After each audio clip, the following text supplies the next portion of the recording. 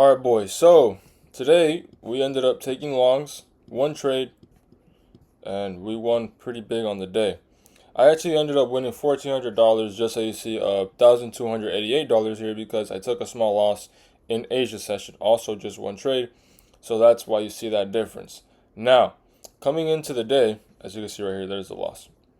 If we go to the 4 hour, I'm going to explain why it is that I decided to take what I took today. If we come into the 4 hour, what do we have here? We have this gap right here, this 4 hour gap. 4 hour gap right there.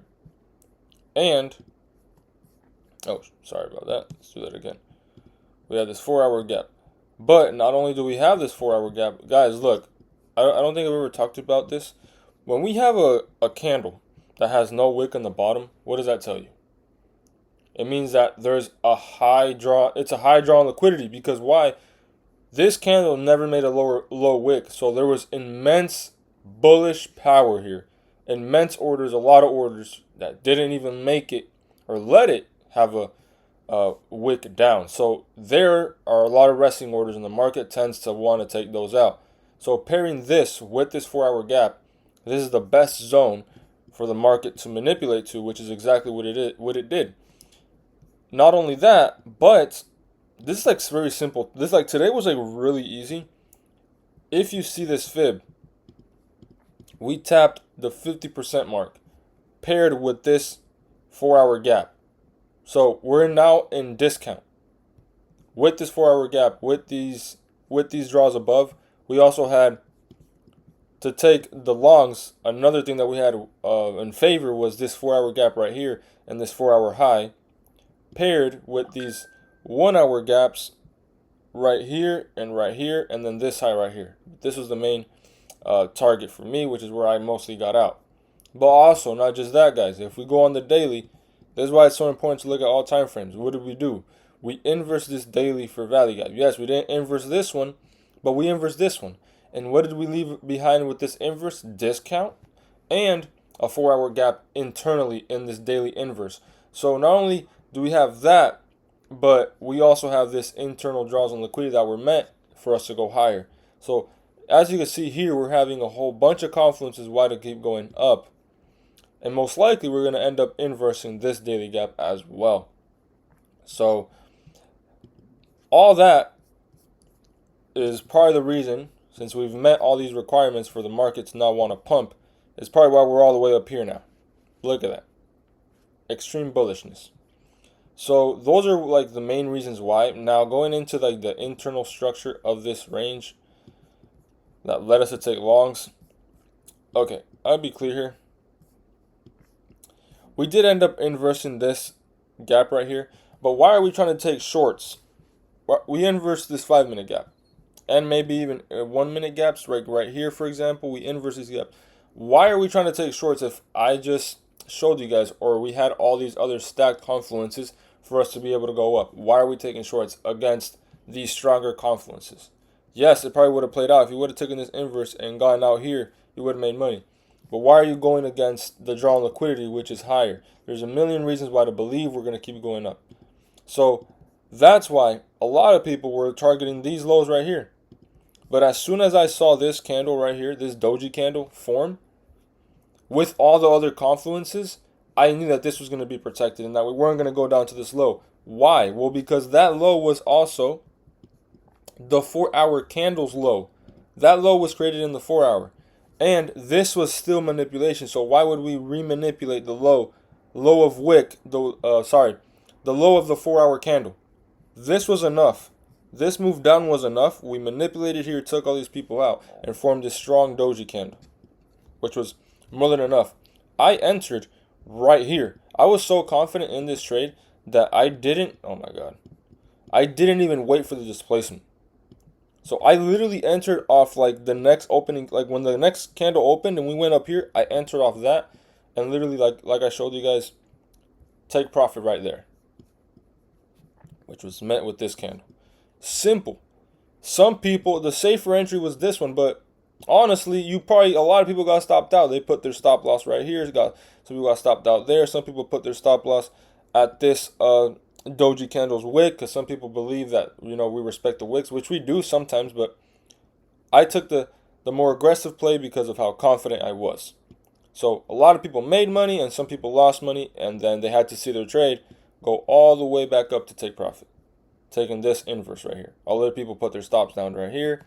Regardless, longs were the play. There was like so many reasons why to take longs. This was the most obvious day. And yeah, one trade a day. You don't really need anything else. Guys, this is my new eval of Lucid. I'm only trading one eval at a time. I do have like 4 more accounts, if I'm not mistaken, on Lucid, or 3 more accounts.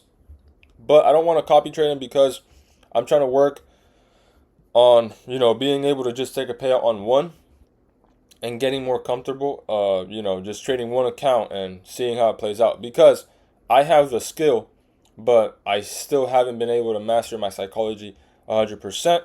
So I'm still trying, to not risk when I'm not deserving of risking, and when there's no point, because if my psychology is not on check, I'm going to be messing up, and I don't want to do that. So that's the reason why I am only taking trades on one account and not copy trading, because like I said, I don't even deserve it. I don't deserve to copy trade more than one account, because it's pointless. Like, you're deserving of things when you can control yourself, when you can, respect your rules to, fully. And today I respected my rules completely. Even if this would have lost, I knew I wasn't, like, I'm already at the point where, like, I really don't care. Because in this Asia session trade, I lost.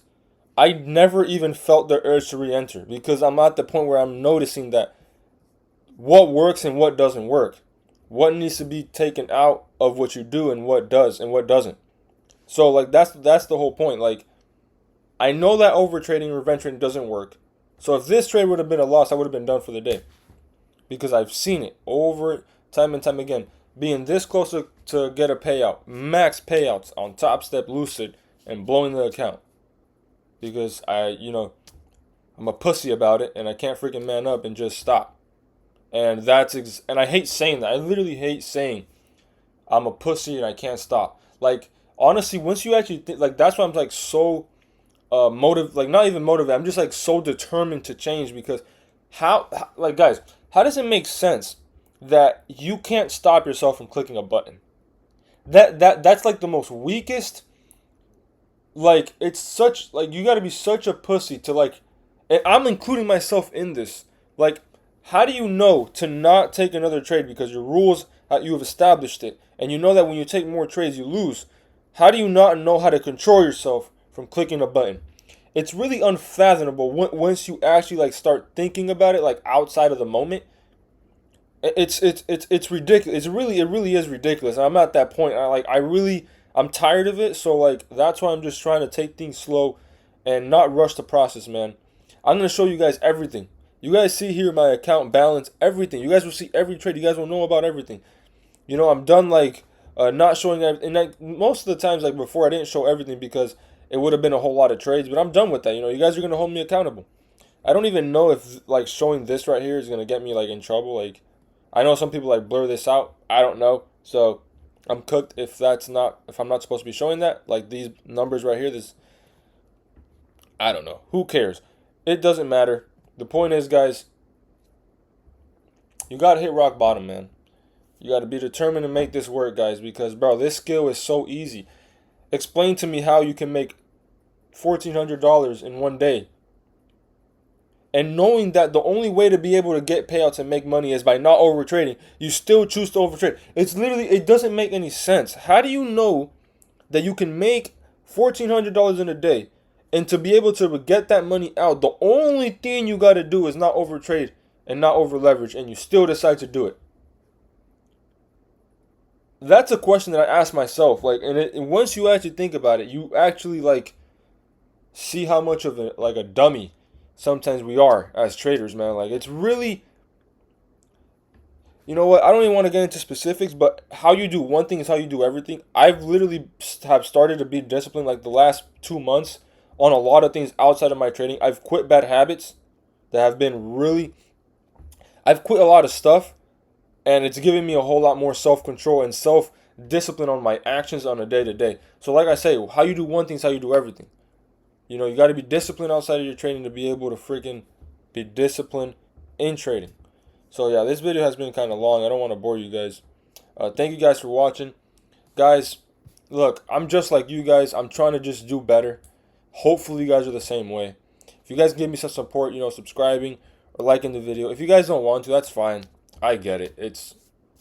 But thank you guys. I just want to appreciate you guys for watching the video. And I hope you guys have a blessed day. I really do. I hope you guys won today. And I'll catch you guys in the next one.